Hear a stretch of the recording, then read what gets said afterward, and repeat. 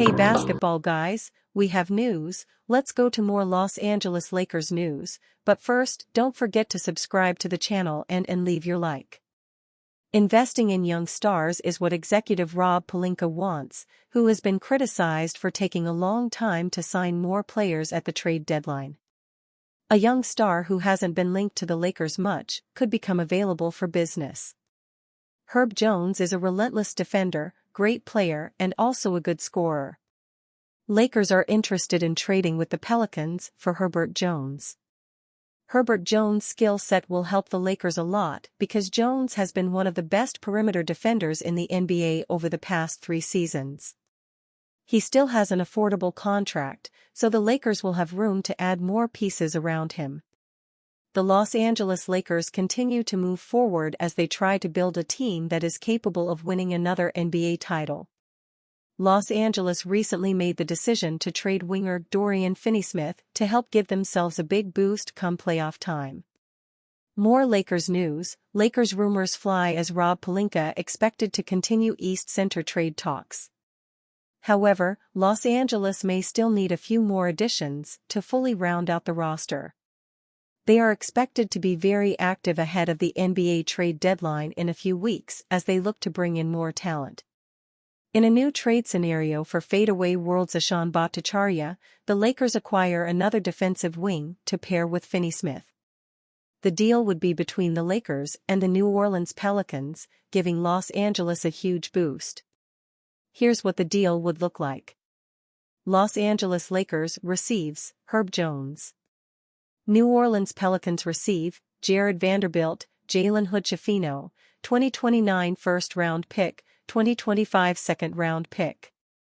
He is one of the best perimeter defenders in the NBA, solving J.J. Redick's struggle to find an elite defender while also adding a capable shooter.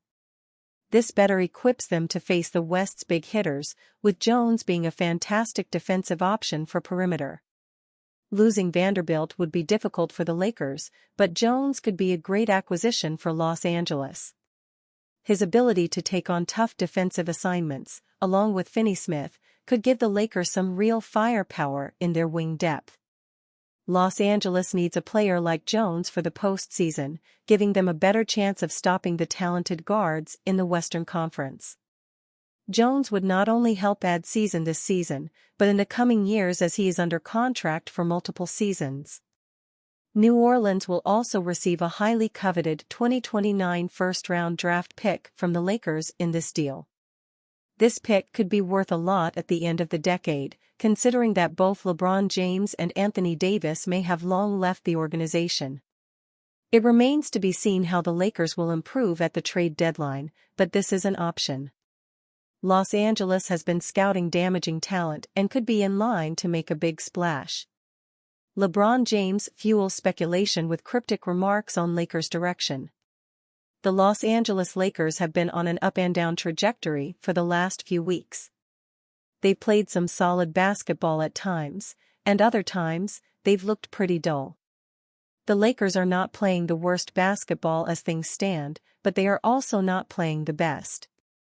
Still, there is much time left in the season to turn things around, and the hope is the Lakers are not done bolstering their roster. Los Angeles is one of the few teams that could continue to look to make significant roster changes, and Lakers superstar LeBron James may have hinted at that. James was Gojo and Golic's show, and he hinted at possible changes to their identity, which could mean changes to their roster. I think our identity is one defensively. We want to bring physicality to the game. Make teams do something that they do not like to do. And then offensively, we want to share the ball. We're very good when we're up in the high 20s in assist. I feel like have so much more room to improve. We are not the team I believe we're going to be once February and March hit, but I do like our chances. The Lakers are an inconsistent team, and the only way they could possibly improve is through another trade or two.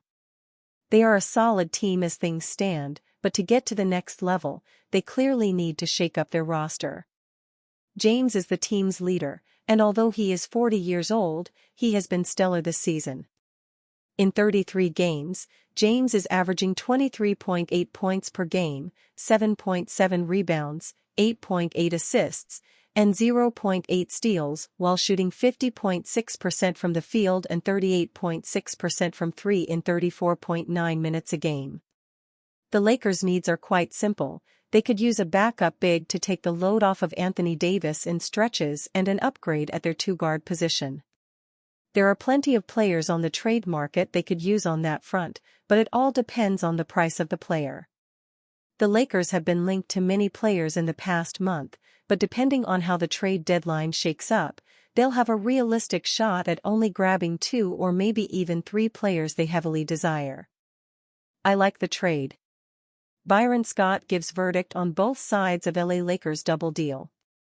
Former Los Angeles Lakers star and coach Byron Scott has weighed in on the team's big trade after watching the players begin life on their new teams. At the end of December, LA Lakers GM Rob Pelinka made a move, amid concerns the team would not be active during the trade window. A 4-player deal was agreed with the Brooklyn Nets to acquire Dorian Finney-Smith and Shake Milton, sending D'Angelo Russell and Maxwell Lewis in the opposite direction. Former NBA star Patrick Beverley was among the ex-pros to instantly react, and claimed the Nets got the better deal. Finney-Smith has meanwhile made a strong impression in LA, with Anthony Davis labeling him a defensive monster.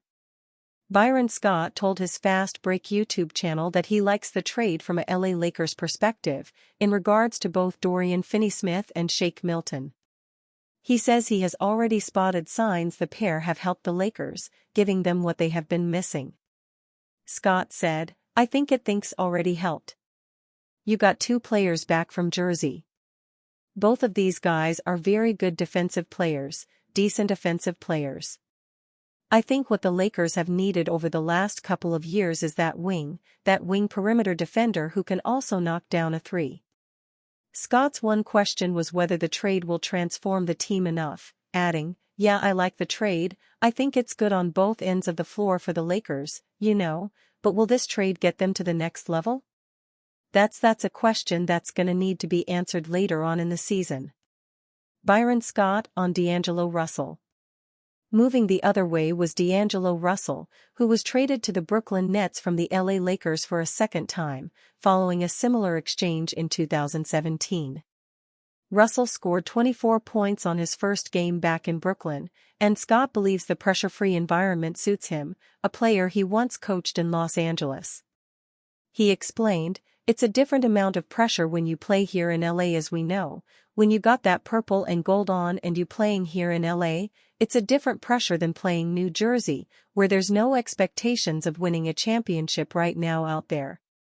He can play freely, there's not going to be a lot of whispering going on when he has bad games, like it was here in LA. So I think on both ends, it probably was good for both parties. It eases his mind where he can just kind of go out there and be free and play, and it gets Lakers some guys who have already shown that they can come in here and be contributors."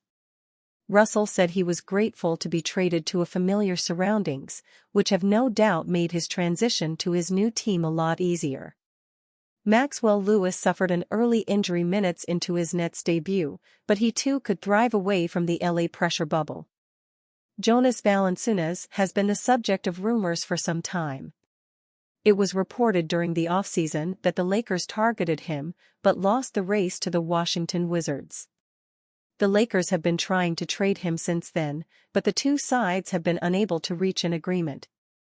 Lakers insider Anthony Irwin reported this week that a deal with Valanciunas may be unlikely.